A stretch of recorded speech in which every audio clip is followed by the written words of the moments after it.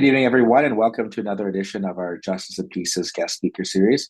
Today, we are joined by the President and Vice President of the Ontario Association of Black Paralegals. So I'll give it to you, Chantel, to introduce yourself and Brunel, and thanks again for joining us and looking forward to hearing more about what the OABP has here for 2025 as we lead into Black History Month starting tomorrow. Thank you so much, JP. Thank you for having us. So, as mentioned, my name is Chantel. I'm currently sitting as the president for OABP, here to talk to you about a little bit more about our organization. We're not new, but we definitely have some new things coming your way, and looking forward to letting you know what we're up to. Thank you. It's amazing to be here and to join you. So I am Brunel Dean. I'm the Vice President of OABP. We are very excited to talk to everybody today about what we have coming up for 2025. It's an organization that's going to be doing some really big things, and we're so excited to share. Perfect. So let's get right into it then. And maybe you can share the story between the founding of the OABP and the core values that drive the mission. Yeah, definitely. So first and foremost, we want to give honor to the founders. So OABP was not created by us. We are the first, next season of leaders with OABP. We initially had our founders, Deborah Mariah, Roland Mariah, April Boyles, and they came together during a time when the world was going through a lot of turmoil. So if we remember, not too long ago in 2020, the massacre, the killing of George Floyd occurred, and it lit a fire across Black America, Black Canada, the world, about injustice and the ways in which people of color, in particular Black people, are treated when it comes to interactions with police, when it comes to systemic racism, and when it comes to just overall interactions with the public. As a result, everybody kind of decided to be socially engaged and to move forward. And as a result, our founders decided to create this organization specific to their niche, working and serving within the paralegal community, having a safe space that would be able to discuss anti-Black racism, that would be able to discuss discrepancies when it comes to hiring practices, when it comes to mentorship, resources, and everything else within our sphere of influence. The organization has been standing strong. We've had some amazing partnerships and exposure during the last, believe it or not, 5 years. And we're only going to continue to grow. Now, speaking of, the legal space, how do you distinguish yourself from other organizations in the legal community? Yeah, so I'll say having that niche of being Black-centered, it's really a focus on promoting mentorship and giving access to resources to not only the paralegals, but also law clerks as they elevate themselves to excellence in this field. It's a space that's different than any other. It's a community space where we're sharing, we're growing, and we are providing tools and resources. It's much more than just an organization on the surface level. It's something that people, can use, go back to just to talk or get information and resources on a regular basis. So it's really incredible. Now, as I mentioned earlier, Black History Month starting tomorrow. Perhaps you can share what specific programs or events the OABP is hosting or is involved with to commemorate Black History Month in February 2025. Yeah, so thank you so much for asking about that. We're actually going to be hosting two events. So actually one hosting and one is a collaboration. So the first event, and I hope you can see my screen as I'm going to share it with you.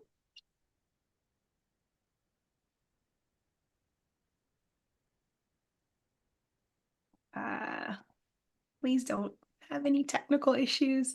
Just bear with me, virtual audience. Here we go. So we'll be hosting two events. The first event I want to speak to will be a collaboration. Can everybody see my screen? I hope so. Yes. Yes, excellent. Excellent. So the first event will be happening on February 19th, 2025. It's a Black History Month celebration in collaboration with CABLE, the Canadian Association of Black Lawyers. It's going to be happening at Osgood Hall in the fellowship reception area.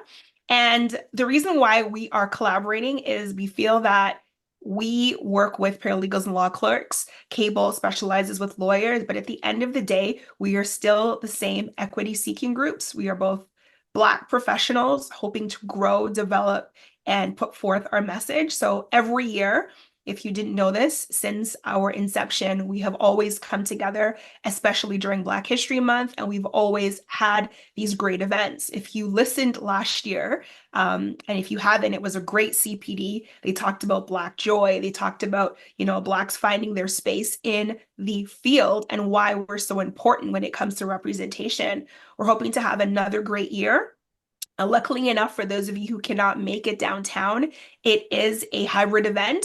So you can register and listen in. And while you're doing that, believe it or not, you actually get 2 CPD professional content hours. So please make it out. So that's our first collaboration event. Our second event is going to be an event that we are actually hosting. So it's actually called From Hustle to Harvest. So oftentimes in the legal world, we're so focused on hustling to make our money or to do well. This is an opportunity for us to learn how we move from the hustle into the harvest.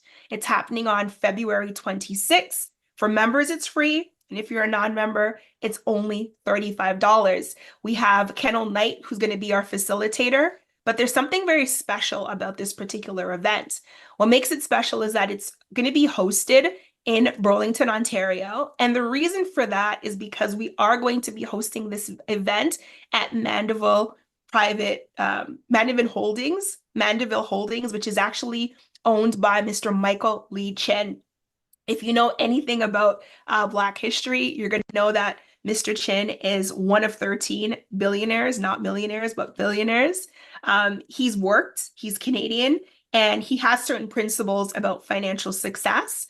And we're going to be keeping this event on his premises, learning his principles, and really understanding what it takes to just be hustling in this industry and actually harvesting, financial results. So 2 events, the 19th and the 22nd. We really want to see you there. Please come out and support, and know that you do not need to be Black to attend these events. We welcome all of our allies, any other community that just wants to learn and grow and have a great time.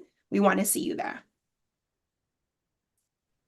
Now, in terms of these initiatives and contributions and experiences of Black professionals in the legal field, so how and perhaps Bernal, you can tackle this and add to it. I mean, how do you feel that they're reflecting that group and providing in both lenses, as Chantal kind of touched on, an opportunity to celebrate those experiences of Black legal professionals?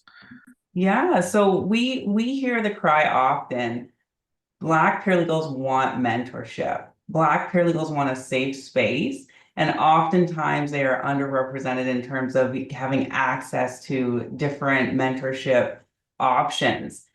There's a lot of CPDs out there in terms of learning about the law. There's a lot of resources, books, materials online, but it's more than that. When you're a paralegal, there is a business element to operating your practice and growing your brand and marketing yourself as a service. And these events are going to take, law to that next level, to that higher place where people can really start to see and build generational wealth, right? That's something that the words kind of flow out often, but really Black people here do not often have generational wealth, and going to these types of events to be educated, to get mentorship, to gather information is invaluable. And I think just having a safe space to come see other professionals, hear their stories that they've done it, right? They've been there, they've done it. And the goal is that people can listen to these stories and learn and grow alongside other people that they can collaborate with, they can resonate with, and people that hopefully they can network with, right? We want to bring people into a space where networking and building relationships can be very easy. And this is a big invitation to come out and build on success that is already there, share some stories, and just enjoy each other's company.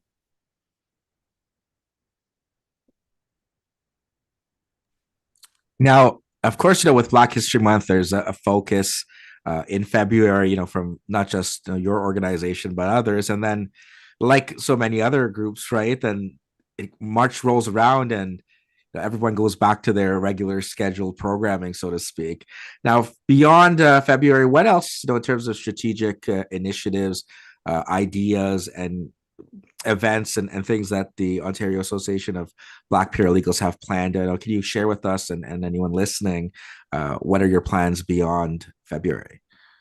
Yeah, great question. So, as you had just mentioned, it's not just about February. Black history is history. So, it happens 12 months out of the year.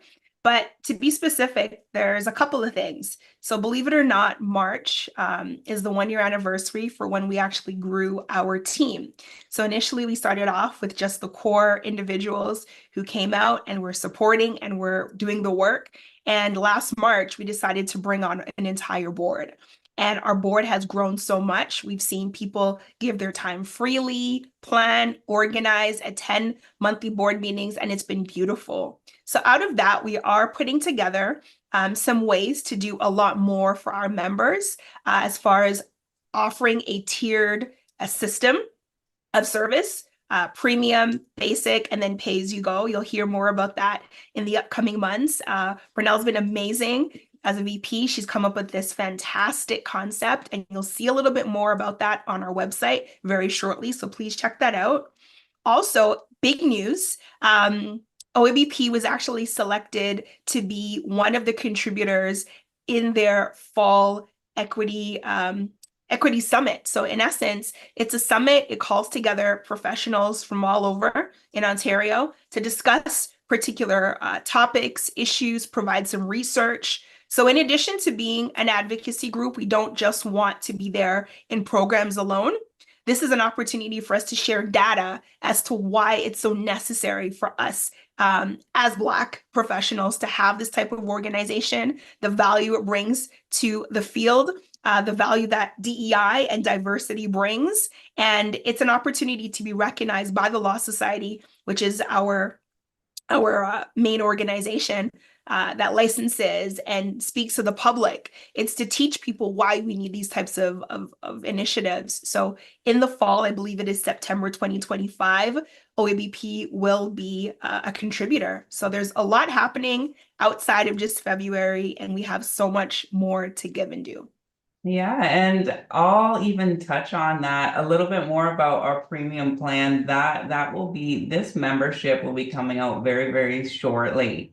And with this membership, people will be able to receive 12 CPDs a month, and they're really going to be excellent. So basically, if you subscribe with us, you're going to have your CPDs just about covered, and you're going to receive mentorship. And what that mentorship looks like will be very hands-on to really help paralegals through this profession. And it's something that we've heard many people say they wanted, and we collaborated and said, how can we make it happen at a high level? Not just, a few emails, but really some hands-on assistance. And as this thing unfolds, I really believe that it's going to change and set the tone moving forward into 2025 and 2026. So everyone's going to get to see the fruits of our labor that we've been working on for about the last 12 months. And we're really excited to share that. You'll see that very, very soon on our LinkedIn and our website. Perfect. So congratulations with that. And beyond all of these great events and CPDs and things that are coming up, what about in terms of relationship building and collaborations maybe in the pipeline, right? I think obviously every year there's been significant growth in the organization, as you pointed out. I remember I think about 3 years ago we did like a Black History Month thing, and then everyone that I talked to was on the executive, and then you were planning on like rolling out membership, and now you're rolling out tiered membership. But anything else in the pipeline in terms of initiatives and partnerships within the legal and non-legal spheres? Yeah, thank you. So over the summer, we actually took a break. We do believe in breaking over the summer to give our members a chance to kind of recoup. We only get about 90 days or so of summer in Canada, so why not enjoy it? But believe it or not, when we came back in the fall, got ready to work, we had an overwhelming amount of individuals who expressed interest in partnering, and they were schools, they were law firms, they were other equity-seeking groups, basically saying, hey, we love your message. We like what you're doing. What can we do? So one of the things you're going to find this year is that not only are we going to be collaborating with legal-based organizations, we will be collaborating with schools. So oftentimes students end up graduating or finishing a program and they're left kind of wondering, what now, right? So we decided we wanted to be able to work with these schools to put on programming, being able to come in, talk, be a resource, be a reference. And I think with the tiered mentorship that we are providing, that she just discussed, you're going to be able to see more of us in the school systems, and hopefully nobody has to graduate and not know who we are. So look out for that. We will be in schools. You'll be talking to students and really kind of just showing them that there's different ways to utilize your license. Yeah, that's great because certainly, again, any mentorship, particularly for Black students, to get from the organization and from others is important, and that kind of leads into right now. There's kind of seems like a crossroads, right? When you're looking at the news, and perhaps maybe in terms of the importance of equity-seeking groups, what do you feel are the most pressing challenges Black professionals face, here in 2025, and how, in light of, a number of different events, has that changed from your initial mandate, and do you feel that there's different areas now? Have we been doing a good job in certain areas, or are we kind of back at square one in light of, a lot of equity seeking groups coming to the table saying, where are we on moving forward here? Yeah, I'll touch on that a little bit. It's mentorship obviously is really the big one, but we've noticed this year it needs to be province wide. There's a lot going on in the GTA, right? And we're finding people outside of that core GTA area, especially those who are Black, law clerks, the paralegals. They don't have a safe space. They don't have a lot of networking. They don't have a lot of mentorship. They don't have a lot of even knowledge that there's paralegals out there. I know when I started, I thought I must be the only Black paralegal between here and London, and I'm all the way down in Windsor. So just having this organization here that is province wide, that is expanding, that all of our events will be accessible either in person outside of the GTA or hybrid, is really going to assist people in getting access to that mentorship, that safe space that they're looking for. It's been a challenge that we're working through, and trying to just get out of the walls of the GTA and be province wide. Yeah, definitely.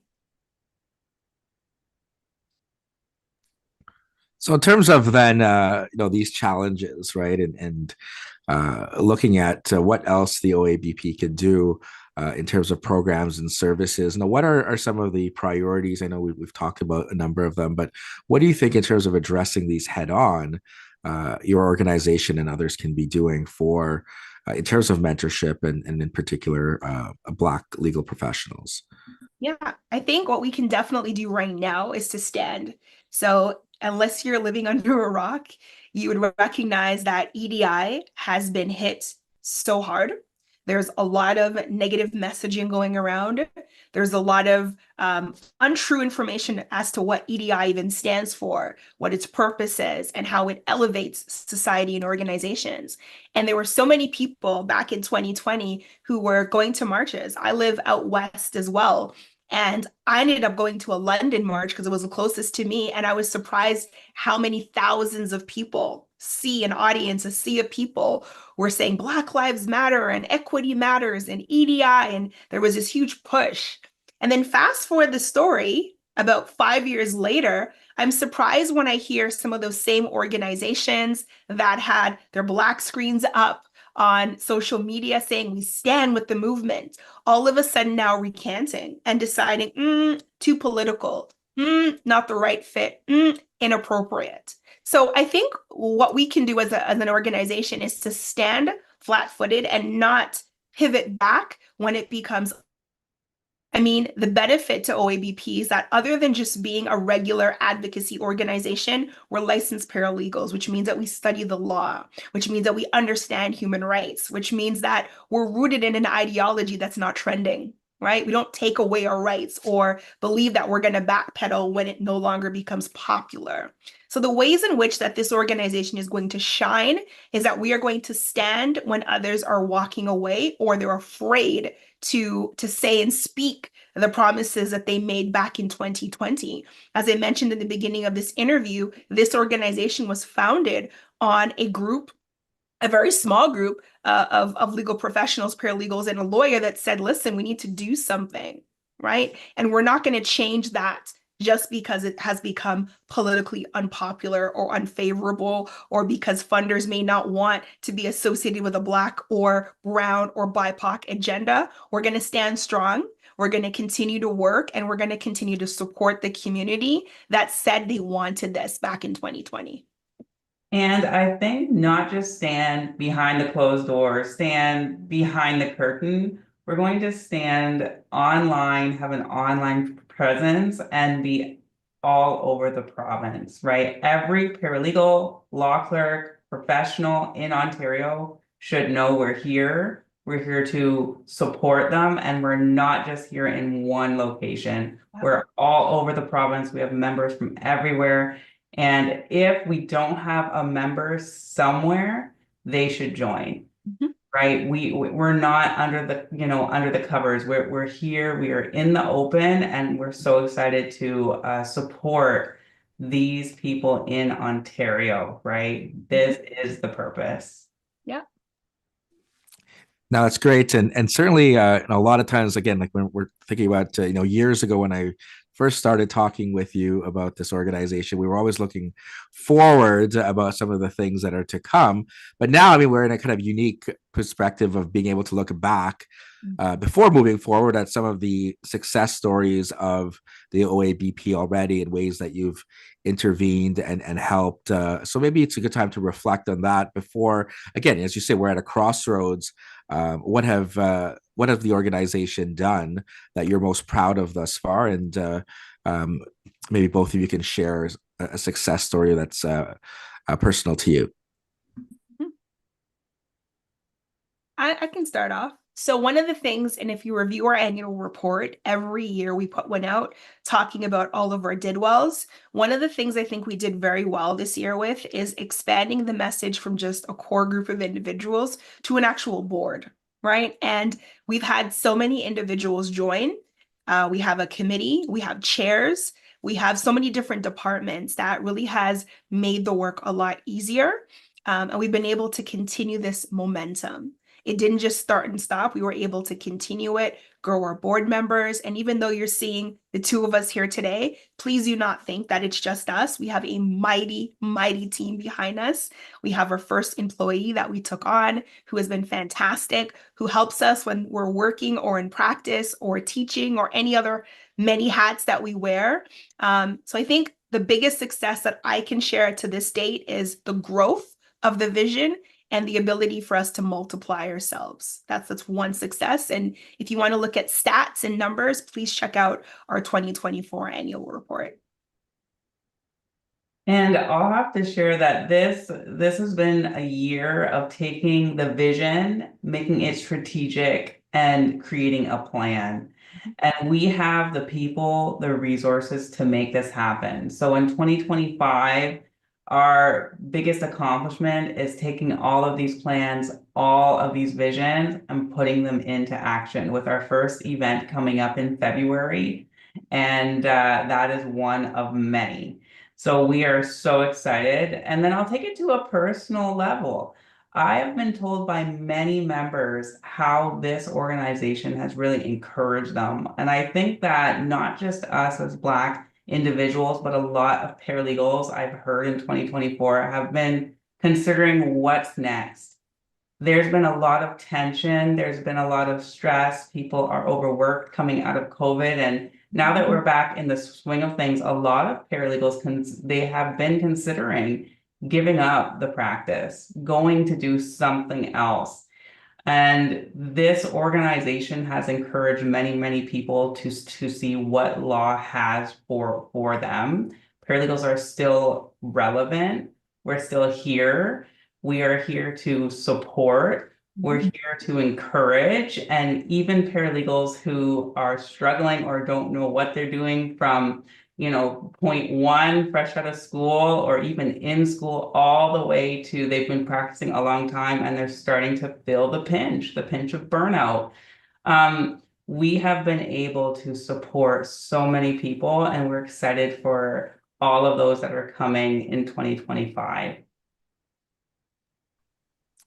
Now, what about from the other side, right? Let's look at, there's all the things that you're doing, but what about the broader legal community, the broader community, or Black community, or just beyond, right? In terms of what can they do to contribute to the OABP's mission and its initiatives?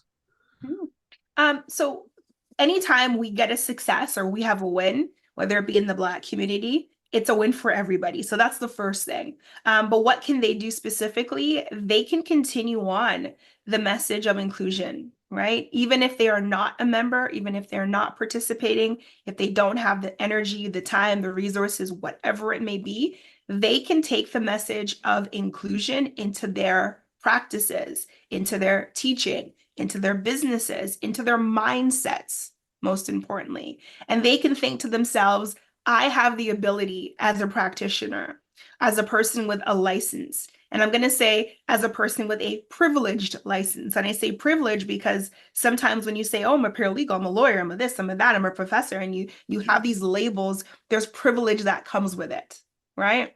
May not be the paycheck, but it's the privilege that comes with it. So with this privilege, use it to provide a platform to lift somebody else up, right? Give of yourself, give of your time. So maybe you cannot fully take on a mentorship student, but point them our direction. Say, hey, they're doing some great work. And we're not the only ones in the legal community doing some fantastic work. We have so many other allies out here that are trying to create safe spaces, whether it be safe spaces for Blacks, whether it be safe spaces for other equity-seeking groups. There are so many organizations out here that are doing fantastic work. And I think also too, we can also celebrate to a certain degree. Despite the pushback that EDI is getting now, not every organization is stepping back. A big shout out and thank you to the LSO that despite a lot of companies not standing with their groups, the LSO is moving forward with an equity summit in the fall. We thank them for that. We thank them for that new platform, right? So we don't want to make it seem as if it's all doom and gloom. There's a lot to give thanks for, but there's still a lot of work to do. And I think if you are in a position of influence, share that message of inclusion in one way or the other and keep that mindset as we move into the rest of the year. And that's excellent. I think in addition, join. Our membership fees are, we try to keep them as affordable as possible. If these fees are paid and if people join, we will have the funding and the resources to provide even more services. And we're just so excited. So there's that something you can do is join us, send your friends, talk about us, and continue to encourage those that might not have heard that there are groups out there. We aren't the only group, but there are groups out there that want to encourage, support, and it's really important to support those groups. Now, in terms of obviously, again, I'm coming from a perspective of it's been like what 4 years knowing of your organization. So not necessarily myself, but there's probably many others who may be coming into contact with you, especially with a lot of these initiatives where you're going to go into the schools. But for anyone listening and they hear OABP for the first time, what would you like to tell them in terms of what you do and what they can get from a membership or attending an event or whatever from the organization? I would say we want you to know that you matter. Oftentimes, going about this legal journey, it is so isolating. It is so discouraging. This organization was meant to tell you that you matter, that you can see success that looks like you. And it's also a place whereby we want you to be comfortable and transparent enough that whether you're doing well, you're not so sure, you don't know if the space is for you, you don't know if you want to continue. We want to be that support system that doesn't just offer you programming, but also gives you humanity and gives you a safe space. That's the essence and the heart that we want to convey to anyone listening. And please note that even though we are named the Ontario Association of Black Paralegals, and we do advocate for anti-Black discrimination, we are not exclusive to anyone. So it doesn't matter what your shade, race, religion, creed, orientation, it doesn't matter. We are open, we are welcoming, and we want you to join us and be a part of our family, not just our community, but our family. Perfect. So, final question for both of you. Always like to end with final words of wisdom. So, whether it's for students, whether it's for the larger Black legal community, whether it's for anyone that's listening, any words of wisdom. Again, as we are at this crossroads, as we've been keep talking about here, with respect to DEI and initiatives, and of course, that there's the greater feeling of isolation as a result, right? Mm-hmm. That especially as you said, if you're in a remote community where there may not be many people that look like you, and this sort of pendulum swinging in a different direction right now creates that fear. What advice would you have for any of those groups there? And we'll start with you, Chantel. People often ask, what's the best area of law to practice in? What job should I go to? Are there too many paralegals? I've heard that over and over again, or too many law professionals. And I tell everybody the same thing, and I don't want to sound churchy, but I have to say it. There's actually this scripture. It's Proverbs, I think it's 18, chapter 18, verse 16, and it says that your gift will make room for you, right? And bring you before great men. And it really just means bring you before great people. And the essence of that is that you don't need to compete. Everybody, I believe, has a distinct thing, a gift, a piece of their personality that makes them great for a particular job, service, solution, etc.